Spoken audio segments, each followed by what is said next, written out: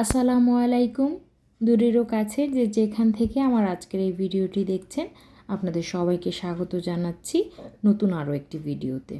আমরা আলহামদুলিল্লাহ ভালো আছি, আশা করছি আপনারাও সবাই ভালো আছেন।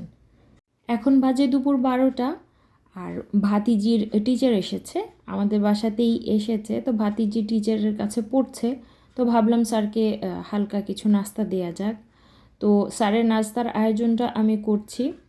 আমার বাবা আর বাড়ির সবাই ভীষণ ব্যস্ত, কারণ সবাই তার কাজ নিয়েই ব্যস্ত। মূলত আমার ভাই ভাবি এখনও জব করেন, আর আমার মাও কিন্তু এখনও জব করেন, যার কারণে হয় কি মাঝে মধ্যেই ওরা কেউই বাসায় থাকে না, এমন একটা সিনারি হয়। তো সেই মুহূর্তে দেখা যায় যে আমার কাছে ভাতিজি কিংবা ভাতিজা চলে আসে। তো আজকেই তেমন একটা দিন ছিল, ভাইয়া ভাবি আমার মা সবাই ব্যস্ত ছিল, তাদের অফিসে ছিল।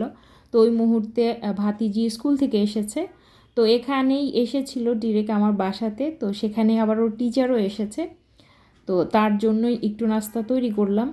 তো এখন নাস্তাটা যেহেতু হয়ে গিয়েছে, তাকে আমি আগে দিয়ে দিব, তারপর কিছু করে রাখবো। ভাতিজির পড়া শেষ হয়ে গেলে ভাতিজি ভাগ্নি একসাথে খাওয়া দাওয়া করবে।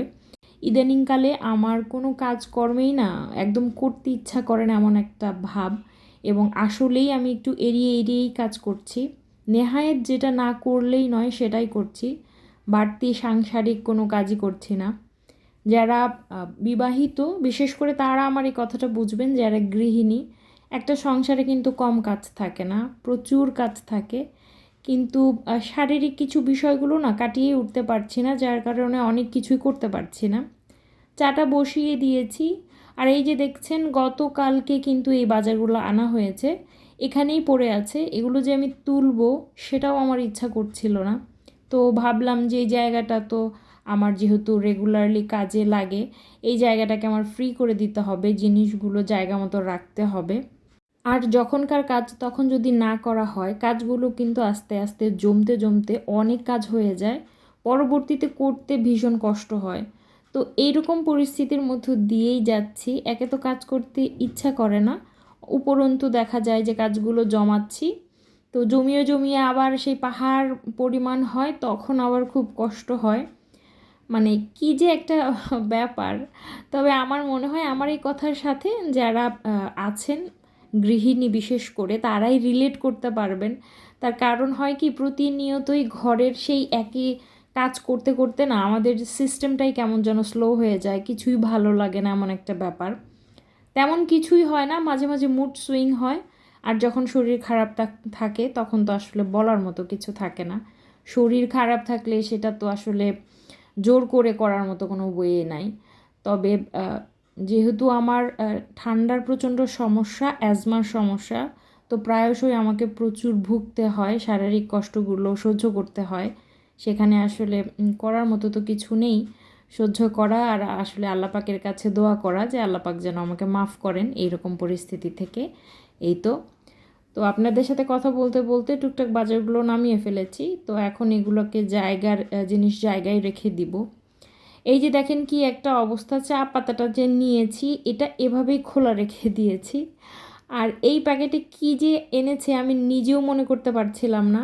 তো তখন মনে হলো কি যে খুলে দেখি, আর খুলতে যে প্রথমেই কিন্তু কেচি দিয়ে কাটা যেত।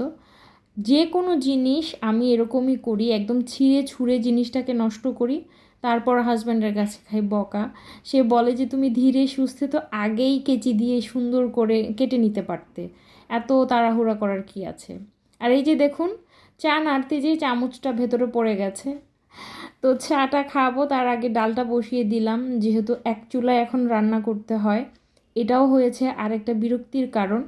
তার কারণ হচ্ছে প্রচুর সময় দাঁড়িয়ে থাকতে হয় একটা চুলায় রান্না, তো তো এত ভীষণ বিরক্ত লাগে, মাঝে মাঝে রান্না করতে ইচ্ছা করে না। সব বিরক্তি কাটিয়ে আমি এসেছি চা খেতে, সাথে ভাতিজি আর ভাগ্নির সাথে ভাবলাম কিছুটা সময় কাটানো যাক। তারা তাদের মতো খাওয়া দাওয়া করছিল, আমি চা খাচ্ছিলাম, ওদের সাথে কথা বলছিলাম। তো কথা বলে আবার চলে এসেছি রান্নাঘরে। আমার মনে পড়লো চা খেতে খেতে যে আমি অনেক দিন ছোলা বুটটা খাই না। তো ফ্রিজে যেহেতু সারা বছরই ছোলা বুটটা থাকে, তো চিন্তা করলাম যে আবার ভুলে যাব, এখনই ভিজিয়ে রাখি। তো সেই অনুযায়ী এখনই ভিজিয়ে রাখলাম। তো সিদ্ধ করে নিলেই দেখা যাবে যে কোনো সময় খাওয়া যাবে। মাঝে মাঝে আমি এরকম ছোলা বুটটা দেখা যায় ভিজিয়ে রাখি, ভিজিয়ে একদম সিদ্ধ করে ফ্রিজে রেখে দেই। 2-3 দিন খাওয়া যাবে এমন একটা পরিমাণে আমি নেই মূলত। তারপর দেখা যায় ইচ্ছা হলে একটু ডিপ থেকে নামিয়ে রান্না করে নিলাম, এই তো হয়ে গেল এমন একটা ব্যাপার। আর ডাল ধোয়া পানিটা আমি রেখে দিয়েছি, এই ডাল ধোয়া পানিটা আমি আবার গাছে দিয়ে দিব। মূলত ডাল রান্নাটা দুইভাবে আমাদের বাসায় হয়, এক হচ্ছে পাতুরি আর এক হচ্ছে এরকম জলপাই দিয়ে কিংবা টমেটো দিয়ে পাতলা করে। পাতলা করে আমার হাজব্যান্ড পছন্দ করে, আর ভুনা ভুনা কিংবা পাতুরিটা ভাগ্নি আর ভাতিজি পছন্দ করে। তো দুই রকমভাবেই করতে হয়, কারণ যেহেতু আমি একমাত্র রান্না করার মানুষ, সবার চাহিদাকেই তো আসলে আমাকে মাথায় রাখতে হয়। আমি নিজের চাহিদা মতো যেমন নিজের পছন্দ মতো রান্না করি, চেষ্টা করি ভাগ্নি ভাতিজি হাজব্যান্ড সবার পছন্দ মতোই রান্না করতে। আর আমার ভাতিজি বিশেষ করে আমার কাছে আবদার করতে ভীষণ ভালোবাসে, কারণ তিনি জানেন যে তার ফুপি সে যেটা আবদার করবে সেটা মানে একদম রকেটের গতিতে পূরণ করার জন্য থাকবে। এর জন্য কিছু ইচ্ছা হলেই দেখা যাবে যে আবদার করবে, ফুপি আমাকে এটা করে দাও। ডাল রান্না প্রায় হয়ে গিয়েছে, আগের দিনের তরকারি ছিল, তো যেই পরিমাণ ছিল আমার আর ভাগ্নির দুপুরে হয়ে যাবে। ইদানিং ভাতিজি খুব ব্যস্ত হয়ে পড়েছে, তো সে রেগুলার জীবনযাপন করছে, তার স্কুল, বাসায় টিচার আসে, কোচিংয়ে যায়, সব কিছু মিলিয়ে সে ভীষণ ব্যস্ত, সেইভাবে আমাদের সাথে সময় কাটাতে পারে না। তো দেখা যায় যে দুপুরে আর সে ওইভাবে আমাদের সাথে খাওয়া দাওয়া করতে পারে না, দুপুরে আমি আর ভাগ্নি খাওয়া দাওয়া করি। মাঝে মাঝে ভাগ্নিও ব্যস্ত থাকে, কলেজে থাকে, আমি একাই খাওয়া দাওয়া করি। তো দুপুরে আমাদের ওই তরকারি দিয়ে হয়ে যাবে। ভাবলাম যে আবার রাতের রান্না করব, রাতের রান্নাটা এখনই করে ফেলি। শোল মাছ সেটাই টমেটো দিয়ে রান্না করলাম, ভাবলাম যে রাতে খাবো, আর থাকলে পরে দিন আবার খাওয়া যাবে। তো এই তো রান্না বান্না তো প্রায় শেষের দিকে, এই তরকারিটা হয়ে গেলেই খেতে বসে পড়ব। আর এই তরকারিটা যখন হয়ে যাবে তারপর আমি বুটটা সিদ্ধ দিয়ে তারপরে খেতে বসবো, তাহলে আমার মোটামুটি কাজগুলো গুছানো হয়ে গেল, আর কোনো প্যারা নেই।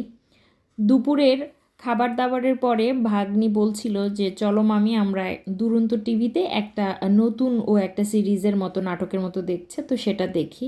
তো আমি আর ভাগ্নি বসে বসে খাওয়ার পর দুপুরে এটাই দেখলাম। এখন বাজে সন্ধ্যা 7টা, আর আমার প্রচণ্ড গলা ব্যথা করছিল, ভাবলাম একদম ধোয়া ওঠা পানি খাবো, একদম গলার সমস্ত ঠান্ডা আমি দূর করে দিব। কিন্তু পরে মনে হলো এই ধোয়া দূর করতে যে আমি নিজেই দূর হয়ে যাব, তাই খানিকটা ঠান্ডা পানিও মিশিয়ে নিয়েছি।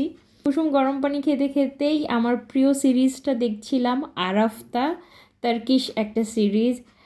বাংলাদেশে বর্তমানে এই সিরিজের যে নায়কটা আতিশ কারান, যাকে এখন স্ক্রিনে দেখতে পাচ্ছেন, এর যে কী পরিমাণ ক্রেজ, বিভিন্ন পেজে শুধু তারই আলোচনাই হচ্ছে, আর সবাই লাভ রিয়্যাক্ট দিয়ে ভরিয়ে ফেলছে।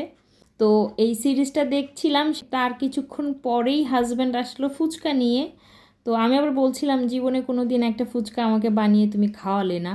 তো সে বলছিল যে তোমার এই দোষটাকে আমি ঘুচিয়ে দেব, এখনই ক্যামেরার সামনে তোমাকে আমি একটা ফুচকা বানিয়ে খাওয়াবো, যাতে আর জীবনে কোনো দিন আমার উপরে দোষ না দিতে পারো, আমি আমার গা থেকে সমস্ত দোষকে দূর করে দিব। তো এই তো ফুচকা খেতে খেতে আজকের মতো বিদায় নিচ্ছি, আল্লাহ হাফেজ।